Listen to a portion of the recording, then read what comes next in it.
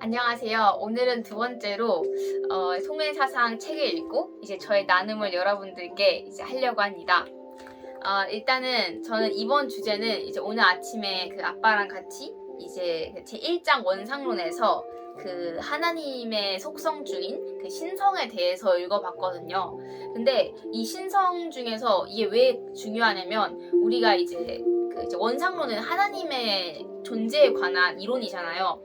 근데 하나님이 정말 누구인지 알아야지 이제 하나님을 닮은 인간이 누구인지도 알 수 있어서 하나님의 이론이 정말 중요한 것 같습니다. 근데 하나님의 속성에는 이제 뭐 여러 가지가 있거든요. 그리고 뭐 보통 이제 기독교 같은 경우에는 뭐 하나님은 사랑이다라고 말하잖아요. 그리고 그래서 하나님은 우리가 하는 모든 일을 용서할 수 있고, 그래서 하나님을 어떻게 보냐에 따라서 하나님과 나와의 관계가 달라지는데, 뭐 예를 들면은 뭐 어떤 사람들은 하나님은 또 심판주라고 하면서 뭐 악한 사람은 지옥으로, 선한 사람은 천국으로 데려간다고도 하고, 여러 가지 면으로 뭐 지선, 지미, 지진 뭐 이렇게 여러 가지로 전지전능하고 뭐 이렇게 말을 하잖아요. 근데 통일사상에서도 물론 이러한 개념들을 신성의 표현으로 받아들이지만 우리 현실 문제를 해결하기 위해서는 관련된 신성으로는 심정, 로고스, 창조성 이 세 가지를 포함하고 있습니다. 근데 이 중에서 심정이 가장 중요한데, 이것은 이때까지 어느 종교도 다루지 않았던 그 속성이라고 할 수 있습니다. 그래서 여기서는 이제 이 신성의 개념을 설명하고 이게 어떻게 현실 문제를 해결할 수 있는지 설명해주고 있는데, 저는 이제 심정에 대해서만 간단히 읽어드리고 저의 생각을 좀 표현해하고 싶습니다. 일단 첫 번째, 심정이란 무엇인가? 심정이라는 게 약간 일반 사람들은 이해를 못할 수도 있거든요. 영어로는 heart인데, 심정은 하나님의 속성 중에서 그 하나님은 형상과 성상이 있는데 이 성상의 가장 핵심이 되는 부분이고, 또한 인간에게도 인격의 핵심이 된다고 할 수 있어요. 한마디로 사랑을 통해서 기쁘고자 하는 정적인 충동입니다. 그러니까 인간은 누구나 태어나면서 행복하고 싶어하는 거예요. 그냥 기쁘기 싫은 사람은 한 명도 없어요. 그래서 누구나 태어나면서 행복하고 싶어합니다. 근데 그 이유는 누구나 뭔가를 하려고 하는 거, 몸부림치는 거, 행복을 추구하며 살고 싶어하는 게 바로 그 증거입니다. 근데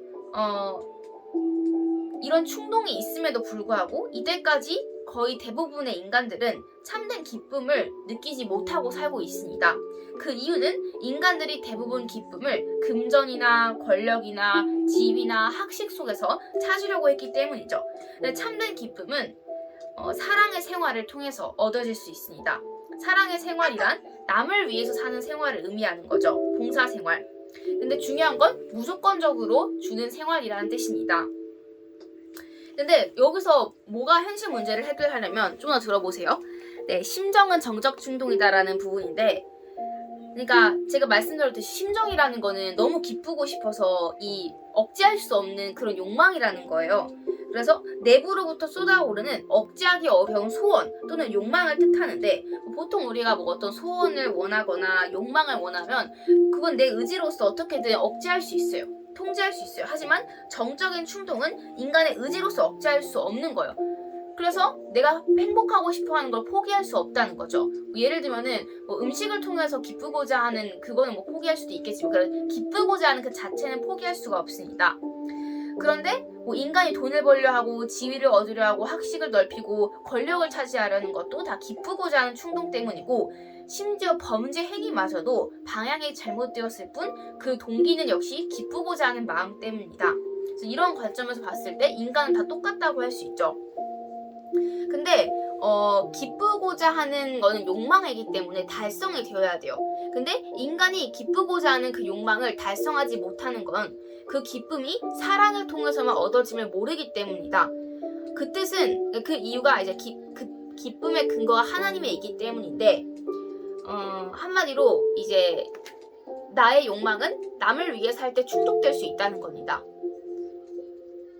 자, 그리고 세 번째는 하나님은 심정이시다라는 말인데, 하나님도 우리처럼 기쁘고자 하는 그런 정적인 충동이 있는데 인간보다 훨씬 더 강력해요. 그래서 하나님은 사랑하고자 하는 충동에 의해서 이 기쁘고자 하는 충동이 뒷받침되고 있습니다.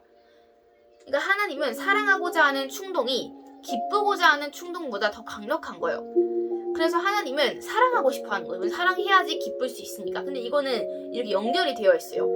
그래서 하나님은 사랑의 대상, 즉 인간을 갖고 싶은 거예요. 왜냐면은 인간을 사랑하고 싶으니까. 그래야 하나님이 기쁠 수 있으니까. 그래서 우리도 사랑의 관계 없이는 살 수가 없단 말이죠. 그래서 하나님은 어떻게 보면 사랑은 기쁨을 위한 수단은 결코 아니고 다만 무조건적인 충동이고요. 사랑의 필연적인 결과가 기쁨이라고 할 수 있습니다. 그래서 사랑과 기쁨은 이 표리 관계에 있습니다. 그래서 기쁘고자 하는 충동도 실은 사랑하고자 하는 충동이 표면화된 것에 불과하다고 합니다. 그래서 한마디로 하나님의 우주 창조는 필연적이었고 불가피한 것이었고 결코 우발적인 게 아니었습니다. 그래서 하나님이 인간을 창조한 이유는 기쁘고자 하는 그런 정적인 충동이 있기 때문이고 하나님이 이 악한 세상을 보고도 이 세상을 파괴하지 않는 이유도 하나님께서 창조한 인간이기 때문에 인간을 그렇게 버릴 수가 없기 때문인 것 같습니다. 그래서 하나님이 우리를 너무 사랑하시는 이유가 바로 여기에서 찾을 수 있는 것 같습니다. 네. 그리고 그 다음에는 우주 창조와 심정, 그리고 심정과 문화 이렇게 되어 있는데 중요한 거는 우리는 그 심정이 있는데 심정은 이 정적인 충동력으로서 이 충동력이 지적 기능, 정적 기능, 의적 기능을 이제 자극을 하는 거예요. 그래서 그 나타나는 활동이 바로 지적 활동, 정적 활동, 의적 활동이죠. 그래서 우리가 기쁘고 싶어서 이걸 하고 저걸 하고 저걸 하는 거죠. 근데 이걸 깨닫는 게 왜 중요하다고 생각하냐면 이제 이거를 깨달으면은 아무리 악한 사람을 봐도 아니면 아무리 나를 해치는 사람을 경험해도 좀 이해하기는 어렵겠지만 이제 시간이 지나면 그 사람도 기쁘고자 하는 걸 깨달을 수 있기 때문이고 우리가 보통 좀 사람 관계가 인간관계가 어려운데 우리가 인간이 정말 누구인지 어떤 존재인지 모르기 때문인 것 같습니다. 네, 그래서 중요한 건 또 두 번째 어떻게 행복해질 수 있냐입니다. 그래서 인간은 남을 반드시 사랑할 필요가 있는지 아니면 때에 따라서는 투쟁이 필요할 때도 있지 않느냐 이런 그 현실적 문제의 해답이 바로 이 이론 속에 있다고 합니다. 네, 그래서 이 부분이 정말로 흥미롭고 이 부분을 제가 영상 설명에 넣을 테니 시간 되실 때마다 여러 번 공부하시길 하겠습니다. 네, 시청해주셔서 감사합니다.